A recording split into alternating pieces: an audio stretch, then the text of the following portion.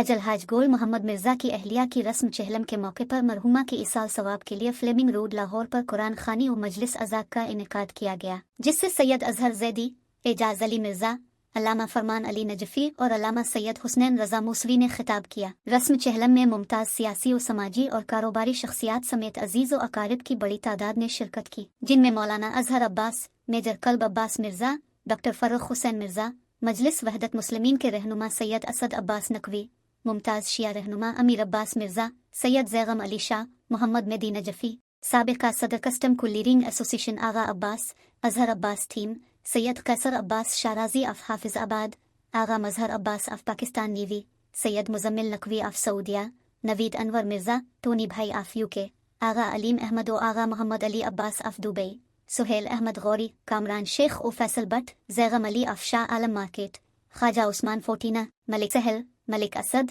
मलिक शफ़क़त, सैयद यावर हुसैन नकवी, सैयद हुसैन ज़हीर नकवी, अब्बास काज़मी, सैयद हसन इमाम, सैयद सफ़दर अली शाह, राजा उनसराफ गुजरात, सैयद कंबर Ali Shah, of AG office, Rana Safdar Ali, Malik Javed, Javed Hasan but, Shahbaz Ali Khan, Sheikh Atif, Sheikh रज़ा जायद Sahib, Syed Qateel Zaidi वफ़रास्त Ali Mirza of hall road, Agha Mardan Ali of bank अल हबीब, अजहर अब्बास मिर्ज़ा, आगा आबिद हुसैन, आगा राशिद अली खान, मिर्ज़ा ज़हीर अब्बास, कारी शम्स उल हसन, ख्वाजा नवीद, ख्वाजा काजिम और सैयद शेर अली शाह ऑफ मोची गेट लाहौर व दीगर अहबाब शामिल थे।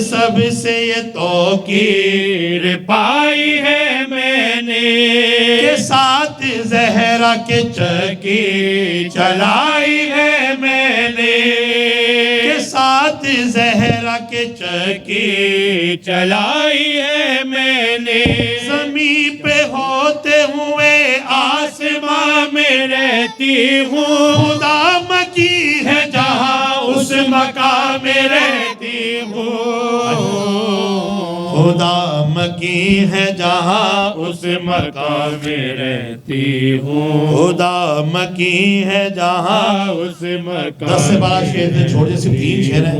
ये 3 शेरों के लिए कलाम और ये खुदा मकी है जहाँ जो इरफान रखते हैं उनके लिए तो क्या बीवी अपना तारुफ करा रहे हैं। हर एक सूरत हालात में मैं शामिल हूँ रसूल पाक की खिदमत में मैं शामिल हूँ करम ये है कि करामात में मैं शामिल हूँ कलाम पाक की आयात में मैं शामिल हूँ कलाम पाक की आयात में मैं शामिल हूँ कलाम पाक की आयात में मैं शामिल हूँ तहारतों का ही मफ़हूम कर दिया है मुझे निगाह ज़हरा ने मासूम कर दिया है मुझे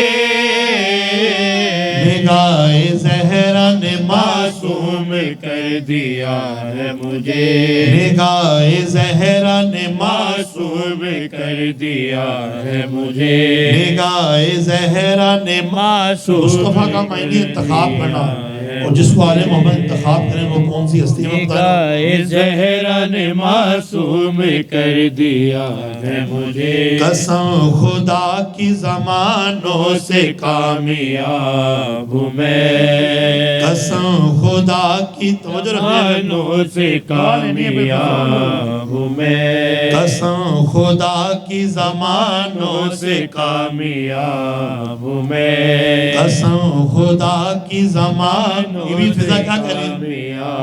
کامیاب۔ یہ کریے زہرا یہ کردار کی وجہ سے، ہاں۔ اور جناب فضا قرآن سے ہٹ کے بات نہیں کرتی تھی، تو جب سوال ہوتا یہی کہتی تھی جب جناب زہرا موجود تھی ظاہراً تو ان کے قول و فعل کو دیکھتی تھی، ان کے بعد میں قرآن ناطق کو دیکھ کے باتیں کرتی تھی، یعنی قرآن کے مطابق یا صامت کے مطابق یا ناطق کے مطابق۔ تو یہ ہے ایک دن رسول کے پاس آئی جناب فضا تم نے بڑی خدمت کی ہے میری بیٹی کی، کچھ مانگو۔ تو علماء فرماتے ہیں کچھ نہیں، دنیا نہیں مانگی، کہا کہ مجھے طولانی زندگی کے لیے دعا کیجئے، میری زندگی طولانی ہو جائے۔ تو آپ نے فرمایا فضا طولانی زندگی سے کیا کرو گی؟ کہا یا رسول اللہ میں نے جب بھی ان دو بہن بھائیوں کو آپس میں بیٹھ کے باتیں کرتے میں نے سنا ہے نا، یہ دونوں کربلا کی باتیں کرتے ہیں، یہ دونوں قربانی کی باتیں کرتے ہیں، ایک شہادت کی بات کرتا ہے ایک اسیری کی بات کرتا ہے، تو میرا دل چاہتا ہے کہ میں بھی ان کے ساتھ شریک رہوں۔ رسول خدا دعا کی اور فضا زندہ رہی۔ اور جب مولا سجاد سے کسی نے کہا نا مولا 40 سال تقریباً گزر گئے اب تو بس کیجیے، پانی دیکھتے ہیں تو پیاس یاد آ جاتی ہے کربلا کی، بچوں پر نظر پڑتی ہے تو اصغر یاد آ جاتا ہے، کسی بچی کو دیکھ لی تو سکینہ یاد آتی ہے، برقدار بیوی کو دیکھ لے تو ماں بہنوں کا بے مغنہ و چادر بازاروں میں پھرانا۔ مولا اب بس کیجئے، فرمایا کہ تم نے انصاف نہیں کیا، یعقوب کا ایک بیٹا یوسف گم ہو گیا تھا نا، اتنا روئے وہ نابینا ہو گئے تھے، میرے تو 18 یوسف کربلا میں ٹکڑے ٹکڑے ہوئے ہیں، ان کی لاش کے ٹکڑے چن چن کے دفن کیا گیا۔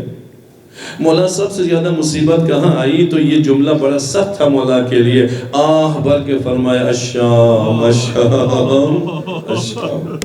مولا شام میں سب سے زیادہ مصیبت کہاں آئی؟ بس ایک جملہ، شام میں سب سے زیادہ دربار شام میں مصیبت آئی ہے۔ مومنوں کو مبارک ہو علی آ گئے، جب علی آ گئے زندگی آ گئی، جب خدا کو پکارا علی آ گئے۔ اس زندگی میں ایسے جیسے میری آنکھ میں کانٹا چبھا ہوا ہو، گلے میں ہڈی پھنسی ہوئی، اللہ یہ نازک جگہ ہے انسان کی، ان جگہوں پہ معمولی سا بھی کوئی چیز پڑ جائے تو انسان بے قرار ہو جاتا ہے۔ تو وہ 25 سال تکلیف میں زندگی گزارے، مصیبت و مشکلات میں زندگی گزارے، وہ کیسے خوش رہ سکتا ہے؟ لیکن آپ کیا فرماتے ہیں جب ان تمام تکلیفات میں مبتلا رہ کر میں گھر میں داخل ہوتا تھا اور زہرا مسکرا کے سلام کرتی تھی، میں اپنی ساری تکالیف کو بھول جایا کرتا تھا۔ یہ بیوی کا کردار ہے کہ شوہر کی تکلیف کو اپنے اوپر لے لیں، شوہر کو حوصلہ دے۔ شوہر کا جہاں ایمان کی تکمیل کرتی ہے نا، وہاں بیوی شوہر کو حوصلہ دیتی ہے، بیوی شوہر کو کامل کرتی ہے، اس کی مدد اور معاون بن جاتی ہے۔ تبھی تو مولا علی نے فرمایا کہ سوال جب رسول اللہ نے فرمایا کہ آپ نے زہرا کو کیسے پایا، تو آپ نے فرمایا کہ نعم العون علی طاعت اللہ، میں نے زہرا کو اپنے لیے خدا کی اطاعت میں بہترین مددگار پایا ہے۔ یہ بیوی کا کردار ہے۔ اس کے بعد عورت کا تیسرا کردار جو سب سے اہم ہے وہ ماں کا کردار ہے۔ ماں کا کردار اگر کنیز زہرا بن کر ادا کرے تو جیسے جناب زہرا نے اپنی اولاد کی تربیت کی ہے نا، 4 بچے ہیں مولا علی اور جناب زہرا کے، مولا حسن و حسین ہے، جناب زینب و ام کلثوم ہے، اب ان دونوں کی ایسی تربیت فرماتی ہے جناب زہرا، یہ دونوں مل کے ایسی تربیت کرتے ہیں، اگر بیٹیاں ہو تو وہ ثانی زہرا بن جاتی ہے، بیٹے ہو تو جوانان جنت کے سردار بن جاتے ہیں۔ اس میں جناب زہرا کی تربیت کا بڑا اثر ہے۔ اور جب ماں تربیت کی اس منازل کو طے کر لے، اولاد کو اولاد صالح بنا لے، چونکہ تربیت کے سارے اسباب، بہت سے اسباب ہیں، ان میں سے جو اہم اسباب ہے نا، ان کا تعلق ماں سے ہے۔ ماں کا بطن تربیت، پہلی تربیت گاہ ہے۔ ماں کا دودھ تربیت گاہ ہے، تربیت کے اسباب میں سے ہے۔ ماں کی گود سب سے بڑی تربیت گاہ ہے۔ گھر تربیت گاہ ہے، اور اسی طرح 5 سال تک جو ماں کے پاس بچہ رہتا ہے تربیت پاتا ہے۔ بچہ ماں باپ کو دیکھ کے تربیت پاتا ہے۔ ماں باپ نمازی ہو، وہاں جانماز بچھا دے گھر میں، تو آپ نے دیکھا ہوگا بچہ ماں باپ سے پہلے سجدے میں چلا جاتا ہے۔ یہ تربیت ہے، تربیت عملی ہے۔ تو ماں تربیت دے تو وہ ماں کتنا اس کا مقام بلند ہو جاتی ہے، اس کا مقام کتنا بلند ہوتا ہے۔ وہ ماں نہیں رہتی، وہ کنیز زہرا بن جاتی ہے۔ اور جب کنیز زہرا بن جائے، اس کا مقام کتنا بلند ہے، اس کی عظمت کتنی عظیم ہے۔ اس کی عظمت کے بارے میں روایات بہت زیادہ ہے، چند چیزیں صرف ماں کا کردار ہے، اس پر بیان کرنا ہے کہ ماں تربیت کے لیے بہت ضروری ہے، اپنی اولاد کو تربیت دے۔ جناب زینب کے بارے میں ہے نا، ثانی زہرا آپ کا لقب ہے۔ ثانی زہرا یعنی کردار کے لحاظ سے بھی، گفتار کے لحاظ سے بھی۔ آپ جب کوفے میں اپنے بابا کے ساتھ تھی تو آپ درس قرآن دیا کرتی تھی عورتوں کو، قرآن کی تفسیر بیان کرتی تھی۔ ایک دفعہ ایک آیت کی تشریح کے لیے اپنے بابا کے پاس بیٹھ گئی، بابا اس کی تشریح اور اس کی تفسیر بیان کیجیے۔ تو مولا علی نے تفسیر بیان کرتے کرتے آئندہ آنے والے حالات کے بارے میں کچھ بتانا شروع کر دیا۔ جب آئندہ آنے والے حالات کے بارے میں بتانا شروع کیا نا، وہاں پہ جناب زینب نے ایک جملہ کہا، بابا میں آپ کا بھی شکریہ ادا کرتی ہوں، مادر گرامی کا بھی شکریہ ادا کرتی ہوں، جن حالات کے لیے آپ مجھے آمادہ کرنا چاہتے ہیں نا، میری ماں نے مجھے پہلے سے تیار کر کے رکھا ہے۔ اللہ، یہ ماں باپ کا کردار ہے۔ ماں باپ تیار کرے نماز کے لیے اولاد کو، ماں باپ تیار کرے اولاد کو نیک اور صالح بننے کے لیے، ماں باپ تیار کرے حقیقی عزادار بن جائے، ماں باپ تیار کرے وہ دین اور دین کو اہمیت دے، دیندار بن جائے، ماں باپ بھی بنا سکتے ہیں۔ تو وہ نمونہ ہے جناب زہرا کی زندگی۔ تو کنیز زہرا وہی ہے، جیسے جناب زہرا کی سیرت ہے، وہ اپنی اولاد کو تربیت دے، اور جب اولاد کو تربیت دے، اولاد کو اولاد صالح بنا لے، تو اللہ تعالیٰ اس ماں کا مقام کتنا بلند کر دیتا ہے۔ الجنت تحت اقدام امہات، اسی اولاد کی جنت اسی ماں کے قدموں تلے رکھ دیتا ہے۔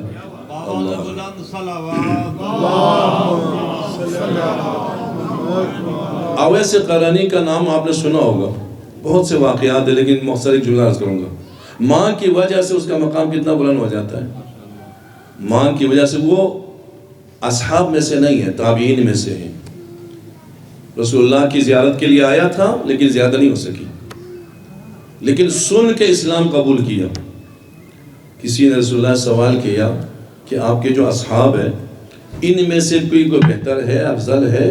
میں ہاں، وہ لوگ ہیں کہ جو آخری زمانے میں آئیں گے، مجھے دیکھے بغیر میری پیروی کریں گے۔ اللہ، مجھے نہیں دیکھا انہوں نے، اس کے باوجود میری اطاعت کریں گے، میرے احکامات پہ عمل کریں گے۔ تم نے تو دیکھا ہے، تمہارے پاس تو میرا کردار، میری سیرت، میری گفتار تمہارے سامنے ہے، تم نے دیکھ کے عمل کیا ہے، وہ سن کے عمل کریں گے، وہ افضل ہے۔ تو جناب اویس قرنی سن کے دین پہ عمل کر رہا ہے، ماں باپ کے بارے میں سنتا ہے تو ماں باپ کی عزت و احترام، ماں باپ نہیں ہے، ماں کی عزت کرتا ہے۔ ماں کنیز زہرا ہے، ماں حقیقی طور پر دین اور احکامات کی پابند ہے، ماں کی خدمت میں مصروف ہے۔ لیکن آپ نے سنا ہوگا نا کہ اویس قرنی عاشق رسول تھے، عاشق رسول تھے۔ ماں سے ہمیشہ کہتا تھا کہ مجھے اجازت دے کہ میں رسول اللہ کی زیارت کر کے آؤں۔ تو ماں کہتی تھی تم جاؤ گے کون میری دیکھ بھال کرے گا؟ اجازت نہیں دی. تو میں نے تاریخ میں پڑھا کہ جناب اویس قرنی نے خط لکھا رسول خدا کی طرف, یا رسول اللہ میرا دل بڑا کرتا ہے آپ کی زیارت کروں لیکن میری ماں اجازت نہیں دیتی. اب اندازہ لگا لیں کہ ماں کا مقام کتنا بلند ہے.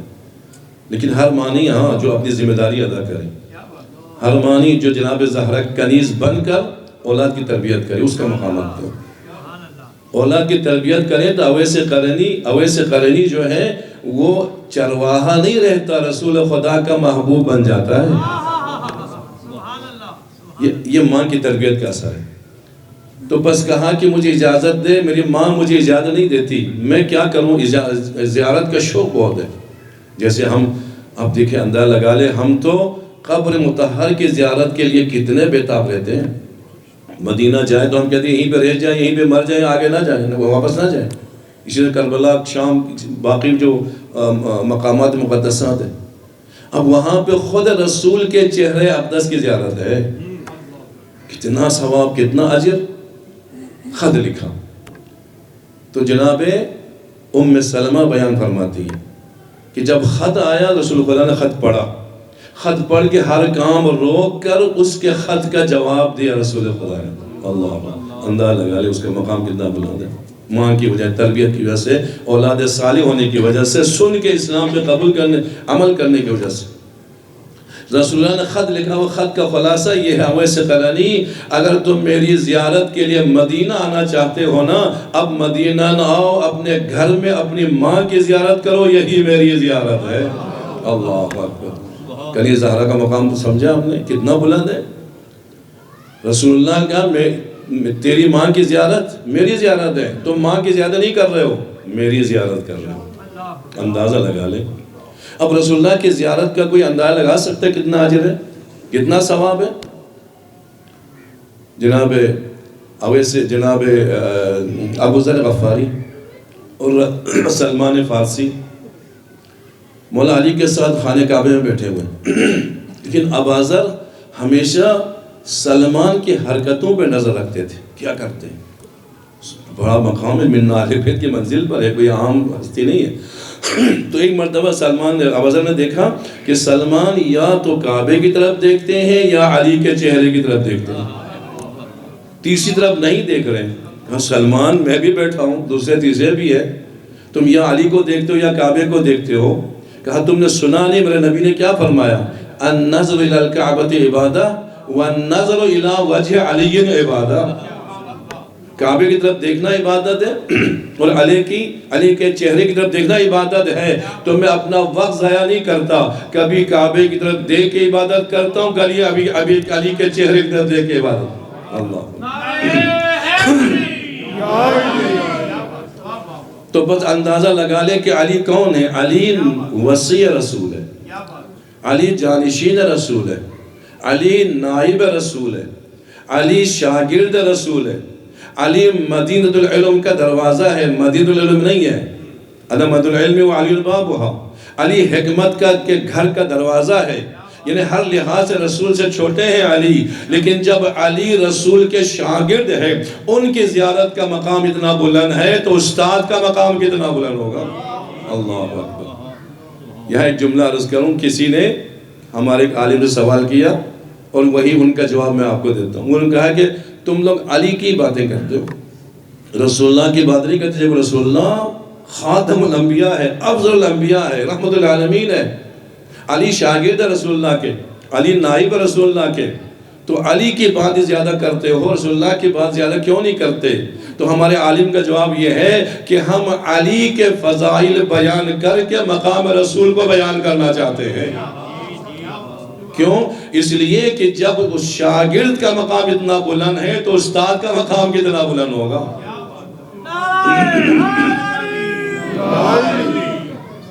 خط لکھا رسول اللہ نے, اب اپنی ماں کی زیارت کر لو, یہی میری زیارت ہے.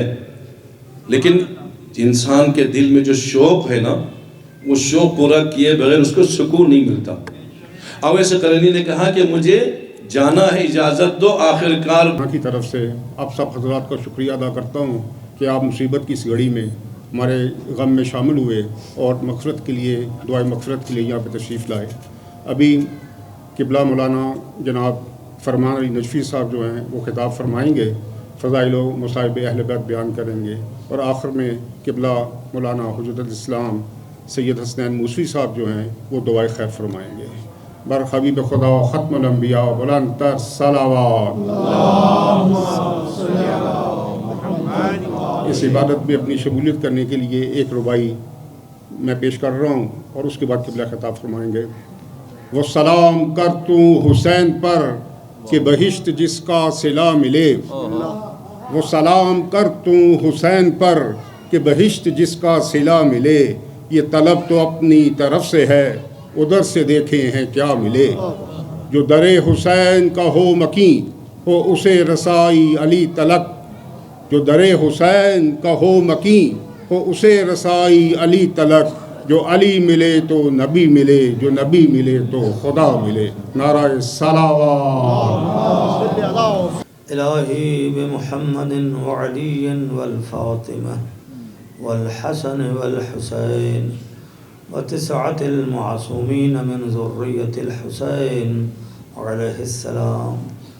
اللہم انا نسألک زیادة فی العلم وبرکة فی الرزق وصحة فی الجسم وطولا فی الحیاة ونورا فی القلب وتوبة قبل الموت وراحة عند الموت ومغفرة بعد الموت ونجاة من النار ودخولا في الجنة والعفو عند الحساب۔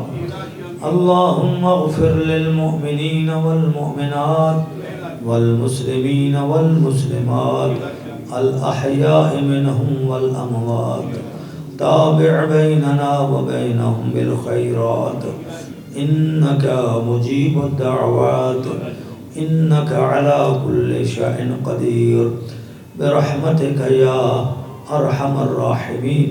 یا اللہ بحق محمد وآل محمد علیہ الصلاۃ والسلام۔